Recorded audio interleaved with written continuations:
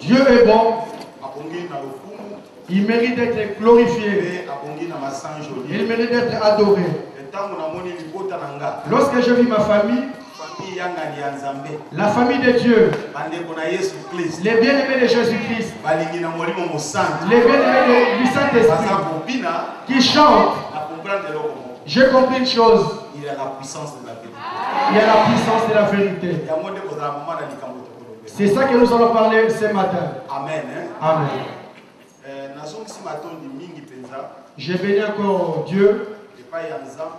Et je bénis mon Dieu, notre Père, qui fait les choses que nous imaginons même pas, que nous ne connaissons pas aussi. Mais tout s'est fait dans notre besoin. Il m'a fait grâce d'arriver dans ce continent d'Europe.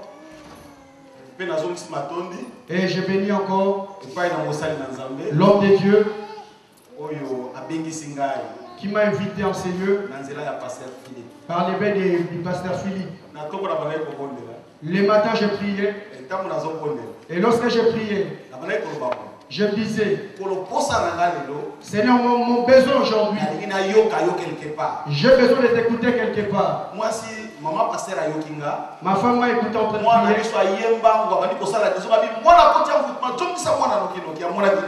Et notre enfant disait, il a emmené l'envoûtement. Parce que j'ai eu le temps de prier. Lorsque j'ai fini, je m'apprêtais.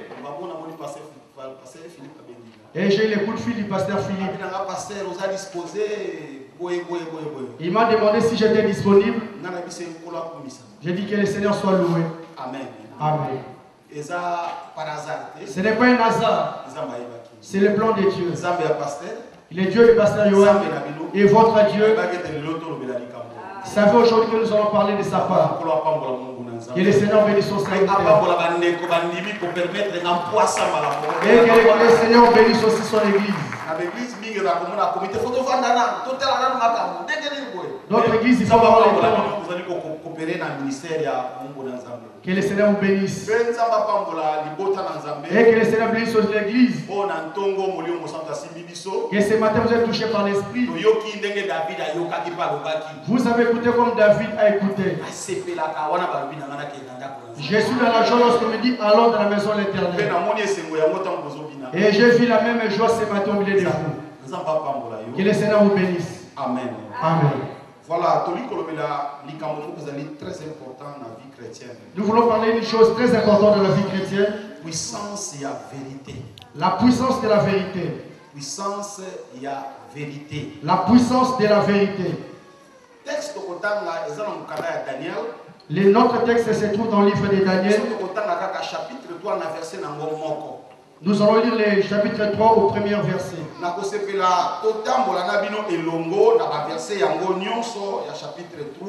J'aimerais que nous marchions ensemble dans ces versets. C'est un texte que nous connaissons très bien. Et une histoire que nous connaissons très bien. Histoire réelle. L'histoire réelle que nous connaissons.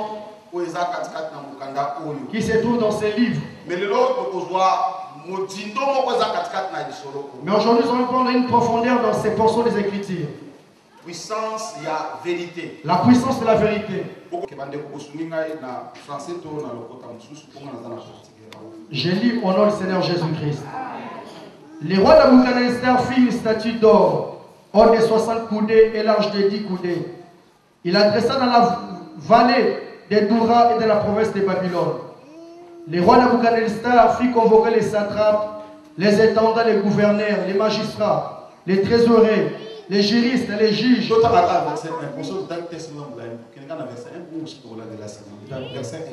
Le roi Nabuchodonosor fit une statue d'or, haute de 60 coudées et large de 6 coudées. Il adressa dans la vallée de Doura et de la province de Babylone. Amen. Amen. Prenons place au nom de Jésus. Maman Alikambo, c'est que nous pouvons parler ce matin. Comme j'ai dit à vos bien-aimés, puissance, il y a vérité. C'est la puissance de la vérité. Puissance, il y a vérité. La puissance de la vérité. J'aimerais parler de ces deux choses. Avant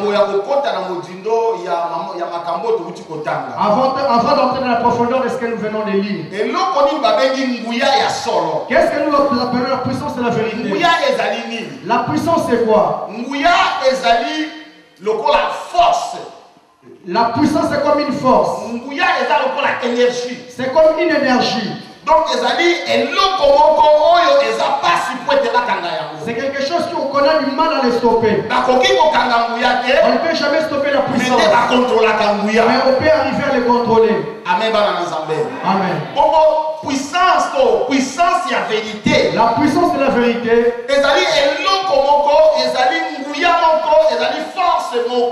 C'est une puissance, une force. Qui est? Les personnes ne peuvent pas ignorer ça. Les personnes ne peuvent jamais les stopper. Ils ne peuvent jamais l'ignorer. Parce que cette puissance existe. Amen. Amen. Et la vérité c'est quoi? Et si nous arrivons à personnaliser la vérité, la vérité c'est notre Seigneur Jésus. Mais si nous avons une interprétation normale, mais si nous interprétons normalement, moi je dirais, attention, moi je dirais que la vérité c'est ce qui est en moi. Pourquoi la vérité Pourquoi je dis la vérité c'est ce qui est en moi? Et c'est parce que je vais me présenter devant quelque chose. La chose je les connais ou je la connais pas. Ou je connais mais je mens. Mais du fait fond de mon cœur, au-dedans de moi, je sais la vérité. Même si je mens, mais dans mon cœur, je sais que je suis en moi. Mais ce qui est en moi, c'est ça qui est la vérité. Amen. Amen. Quand est-ce que nous arrivons à avoir cette vérité? La vérité nous l'avons. Lorsque le Seigneur a créé l'homme, la Bible dit, le Seigneur a créé l'homme. L'homme n'avait pas de souffle. C'est une vérité que nous connaissons bien enfants de Dieu. Comment Dieu a créé l'homme? Pour que l'homme devienne un être vivant, le Seigneur a pu son souffle. Quand il y avait la vérité dans Dieu, il a soufflé dans l'homme. Et l'homme est devenu un être vivant. Il est devenu un être vivant. Depuis ce jour-là, le souffle de Dieu est entré dans l'homme. Et la vérité a commencé à fonctionner dans l'homme. Et qui est venu incarner dans Jésus-Christ. Amen. Amen. Ce que nous venons de lire, c'est une histoire que nous connaissons bien, enfants de Dieu. Il y a la plupart des chansons que nous avons connues. Les trois jeunes, Shadrach, Meshach et Abednego. Sur ces trois personnes, les Shadrach, Meshach et Abednego. Et leurs frères Daniel. Nous connaissons bien cette histoire. Ces personnes étaient des Juifs. Ils étaient en Babylone en déportation. À ce moment-là,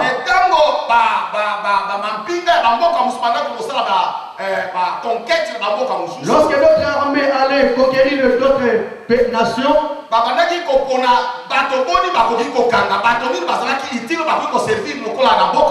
et ils sélectionnaient les personnes utiles pour servir dans leur pays. La Bible nous dit, ils sont allés Ils sont allés conquérir au pays d'Israël. Arrivés là-bas, ils ont arrêté les personnes. Et parmi ces personnes, ils ont pris des jeunes gens. Et parmi ces jeunes, il y avait 4 personnes que la Bible nous a parlé. Il y avait beaucoup de jeunes. Et il y avait beaucoup de personnes. Mais il y a des personnes qui sont laissées au pays, qui n'avaient pas besoin. Et ils n'avaient pas d'utilité de se retrouver en Babylone. Il y avait des vieux, des malades, qui n'avaient rien à servir. Et les infirmes, c'est eux qu'ils ont laissés. Dans la prophétie d'Ézéchiel, Là, on parle des gâteaux à brûler. On parlait des restes des gens qui sont restés en Israël. On a pris ces personnes, on les a amenés en déportation. Ils sont partis en Israël et ils sont arrivés à Babylone. La Bible nous dit, lorsqu'ils sont arrivés, les rois ont regardé leur qualité. Parce que ces 4 personnes que nous parlons, ils étaient de la race noble. Ils étaient utiles dans l'administration du roi. La première chose, ils étaient beaux de figure. Ils avaient du bagage intellectuel. Ils étaient emmenés. Ils sont partis chez le palais royal pour servir. La Bible nous dit, lorsqu'ils sont arrivés, les rois ont compris. Ils ont compris qu'ils ont quitté Israël. Ils ont un Dieu. Les rois savaient qu'ils avaient un Dieu. Que cette nation que je suis allé a un Dieu. Pour chercher à leur détruire, à effacer leur divinité, à effacer leur Dieu. Il fallait que je leur travaille. La Bible dit, il commençait à travailler ces jeunes. La première des choses, il les a donné l'habitude de manger. Leur changer la manière de manger. La deuxième des choses, j'aimerais parler vite. La deuxième des choses, il a changé les noms. Ils avaient les noms qu'ils avaient en Israël. Comme Daniel s'appelait Ananias. Shadrach, Meshach et Abednego. Il y avait Anania, Azaria. Comme nous savons bien, c'est l'eau dans la Bible. Bien aimé le Seigneur. Lorsqu'il a changé les noms, on a identifié selon le nom de Babylone. La troisième des choses, on a voulu leur apprendre la langue du pays. C'était une façon de leur dévier du droit chemin. Amen. Amen. Mais, bien aimé le Seigneur, quel que soit tout ce qu'il a fait, il ne pouvait jamais enlever ce qui est dans l'intérieur. Il pouvait faire tout ce qu'il a voyait, tout ce qu'il a attendu. Mais l'intérieur, il est dedans. Il ne pouvait jamais l'enlever. Amen. Amen. Qu'est-ce qui est arrivé? Dans le verset 4 à 9. Dans le verset 4 et 9. Dans le même texte. Qu'est-ce que nous dit la Bible?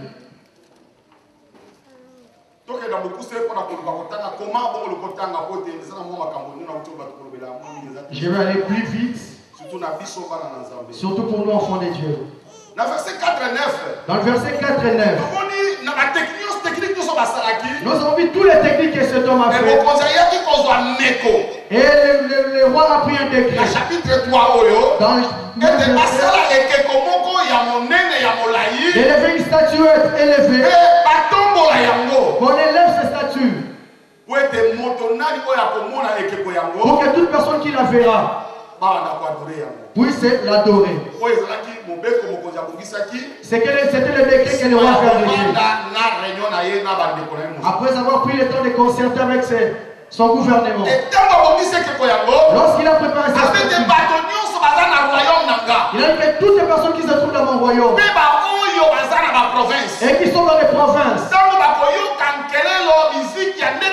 lorsqu'ils attendent les sons de la trompette, toute personne où il sera, présent ou pas,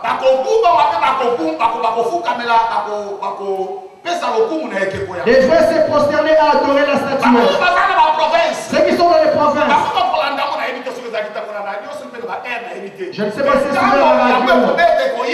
Lorsqu'il y aura le son de la trompette, tout son royaume, il fallait se prosterner. Donc, c'est la résolution. C'était la résolution que les rois avaient arrêtée. Amen. Amen. Amen. Écoute, résolution. la résolution. Il y a une résolution. La première, c'était la résolution humaine. Donc, résolution ici. C'était un décret arrêté par l'homme. Il faut que toute personne se prosterne. Résolution La résolution n'était pas appui. Il y avait un appui. Il y a une résolution. La première, ça a été préparée. Que toute personne ne peut se prosterner. Qui se trouve sur l'étendue du territoire. Dans les provinces. La deuxième des choses. La résolution a été faite. Et il y avait des personnes qui appuyaient. Ils s'étaient bien appuyés. La personne la résolution allait tomber. La résolution a été prise. Il y a beaucoup de choses. Que les personnes appuient. C'est eux qui ont dit. Mais ce n'est pas Dieu. Résolution cette résolution. Et ils ont préparé et appuyé. Et le décret, c'était le décret qu'ils suivaient strictement. Ils ont fait le décret. Ils s'étaient appuyés. Et il y avait des personnes pour surveiller. Voilà. Mais dans ces décrets, dans ces royaumes, il y avait 4 frères. Amen. Amen. Bien-aimé le Seigneur, c'était pénible pour ces gens. Quels que soient les noms qu'on a changés, comme j'ai dit tout à l'heure, mais ils ont oublié qu'à l'intérieur, ils avaient une puissance. La puissance, c'était la vérité. Amen. Ils ont oublié. Ils ont préparé le décret. C'était bien appuyé. Et il y avait les intendants pour surveiller. Mais ces 4 personnes ont marché avec quelque chose. Parce qu'ils savaient ce qui était amené. Quelle que soit la loi. Et ils étaient près du roi. Ils ne pouvaient jamais se cacher. Bien-aimé le Seigneur. On ne pouvait jamais se cacher. Nous sommes la vie qui est assis sur la montagne. Quelle que soit les situations de temps, on ne sera jamais caché. Parce que celui qui est en nous, il y a une vérité. Amen. Ces personnages, lorsque tout a été préparé, je ne sais pas s'ils ont eu le temps de se concerter. Des fois, tu n'as pas le temps d'appeler le pasteur. Il y a des choses qui sont déjà très graves. Tu as des choses à ton cœur. Tu as Jésus. Amen. Amen.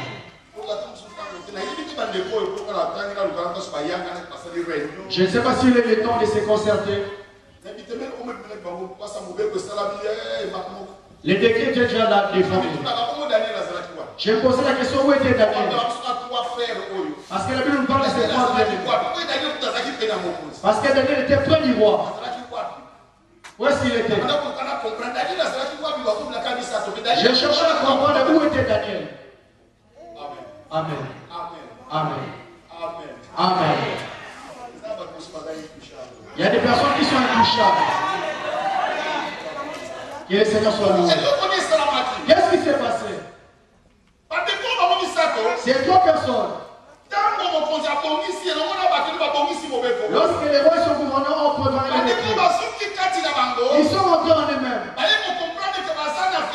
Ils ont compris qu'ils avaient une vérité. La personne ne prenait. Premièrement, ils étaient juifs et les juifs sont les dieux. Les juifs ont une doctrine. Ils ne pouvaient pas partir leur doctrine. Pour que leur Dieu soit honteux. Qu'est-ce qu'ils ont fait? Que vous pouvez écrire.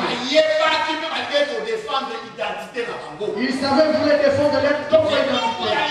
La première des choses, lorsqu'on se met devant un fait accompli, les résolutions des personnes, la vie est en danger. Ils sont qui a pris d'ici. Il y a une sortie. La sortie, c'est Jésus-Christ. Dieu est en toi. Apprenez les choses à faire. Comme ces gens ont fait. Ils savaient qu'ils voulaient défendre leur identité. Frères et sœurs, qui est ici présent, il faut se positionner en tout moment comme un véritable chrétien. N'oublie jamais ton identité.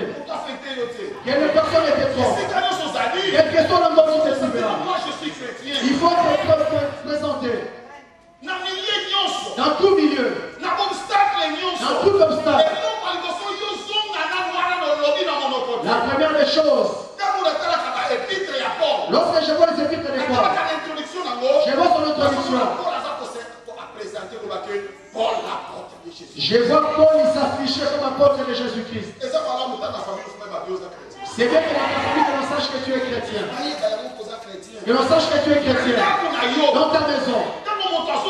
Quand une personne vient, il faut qu'il sache que je suis en maison de chrétien. Même s'il ne prie pas. Amen à ma maison. À nous en faire les hommes sont oubliés. Parce que c'est ma maison. Amen. C'est très important. Beaucoup d'enfants ne font des erreurs. Tu te trouves dans un problème, tu as honte. Non. Être un chrétien, ce n'est pas l'avoir honte. Tu peux m'ingénier, tu peux me calomnier, mais je suis fier d'être chrétien. Je vais te dire pourquoi je suis chrétien. Pourquoi je suis chrétien? Excusez-moi. Il y a beaucoup de personnes qui viennent prier. Nous sommes dans la maison de Dieu. Il y a beaucoup de religions. Mais je dirais que toute personne qui a beaucoup de religions, qui a accepté Jésus comme Seigneur Sauveur, il a fait un bon choix. Pourquoi je veux dire ça? Si j'accepte que je suis chrétien, si j'accepte Jésus comme Seigneur Sauveur, je suis fier pour moi. Je suis fier parce que moi, j'ai comparé. J'ai cherché qu'il parle. J'ai vu qu'il est mort. On l'a enterré. Je connais là où il est enterré. Je ne sais pas là où il est enterré. J'ai cherché Mahomet. Les frères Mahomet. Il était mort. On l'a enterré. Et son cimetière se trouve à Mecque. J'attends un qui se trouve en Asie. Qui s'appelle Bouddha. On l'a enterré. On a mis son doigt dehors. Il a été mangé par le lion. Il est mort.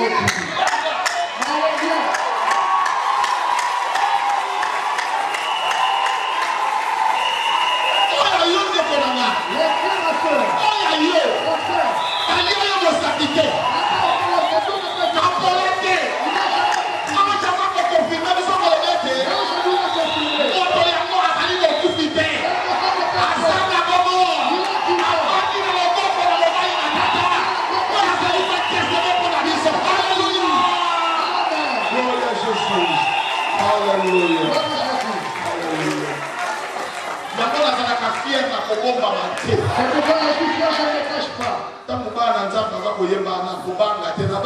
Lorsque je parce que j'ai pris celui qui est vivant. J'ai pris celui qui est vivant. Celui qui est mort n'entend pas. Amen. Amen. C'est trois personnes. C'est trois. Ils connaissaient leur identité. Et ils savaient les défendre. Pour défendre ton identité, qu'est-ce qu'il faut faire? Pour défendre ton identité, la première des choses, il faut savoir tes droits. Pour défendre mon identité, je dois reconnaître mes droits. Mes droits. Il y a d'autres personnes. Tu peux jouer avec lui. Je veux dire une histoire. Dans ma famille, il y avait une famille qu'on a achetée. Lorsqu'ils ont été achetés,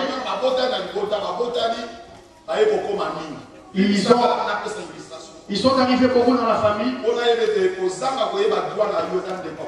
Quand tu ne connais pas tes droits, tout le monde peut jouer avec ta vie. Oh, tu as Dieu dans tes droits. Qu'est-ce qui s'est passé? Ils sont arrivés nombreux dans cette famille et ont commencé à tuer ces gens. Mais la famille qu'on a achetée commençait toujours à se multiplier. Un jour, après avoir mis beaucoup au monde, les restes de notre famille, ils ont enfanté un garçon. La famille qu'on a rachetée, ils sont arrivés beaucoup.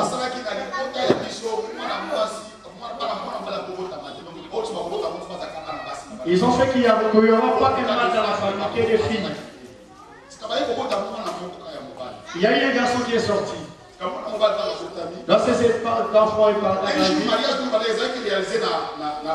Un jour, il s'est marié. Dans le système en Afrique, il fallait qu'il voie.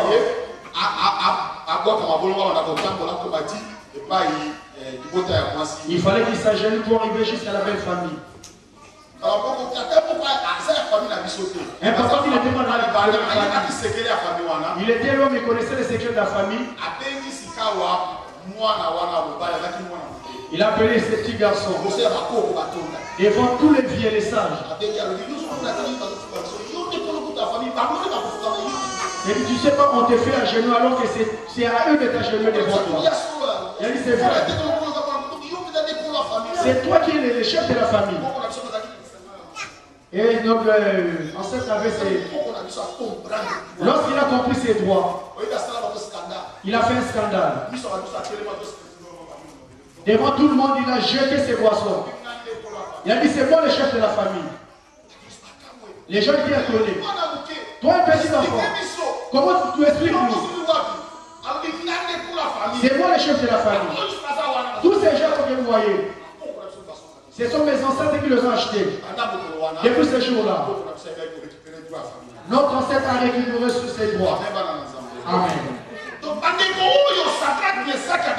C'est bien le Shadrach, Meshach et Abednego.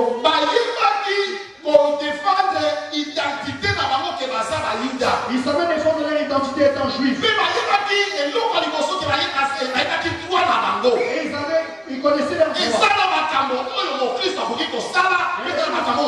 La chose que les chrétiens doivent faire est quelle que soit la mort tu peux m'amener. Je connais mon identité. Je connais mes droits. Où je peux finir. Cela fera que tu sois racheté. La deuxième des choses, il faut que vous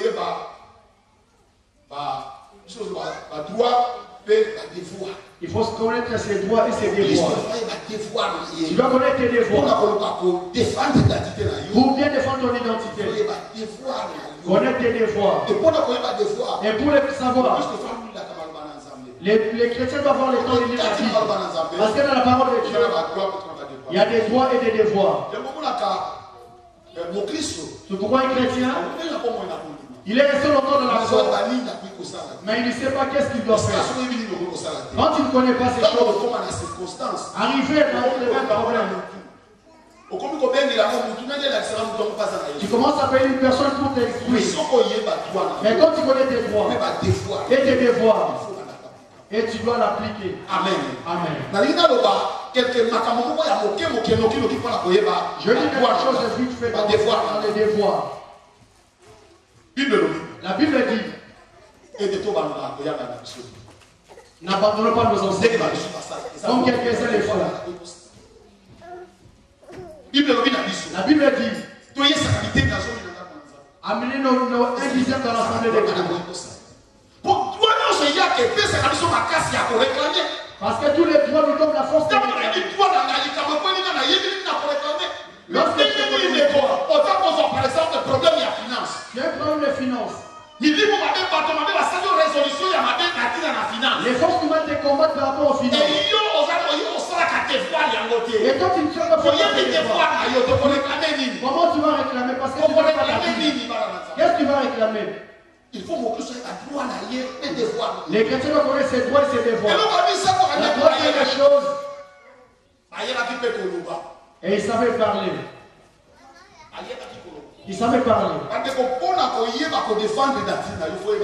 Pour bien défendre ton identité, il faut savoir parler. Quand tu ne sais pas parler, même si tu connais tes devoirs, tu connais tes droits, quand tu ne parles pas, tu peux souffrir. Je vis dans le ministère de Paul. À un moment donné, Paul, il était emprisonné.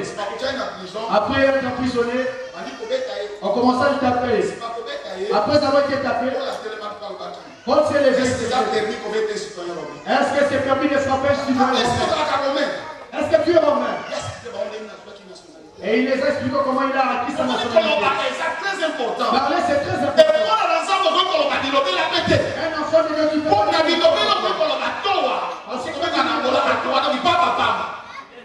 Il faut le bas. Il faut dire. Le bas est malade. Il faut bien parler. Et quoi dans l'ensemble? Un enfant de Dieu. Il parle bien de la parole de Dieu. Notre Seigneur Jésus est l'exemple. Lorsque l'Église s'est présentée, elle dit si tu es enfant de Dieu, prends ses pierres, transforme. Comme il savait parler, il a dit il est écrit. Il est écrit. Enfant de Dieu veut savoir. Ces personnes savaient parler. Et qu'est-ce qui a été vu?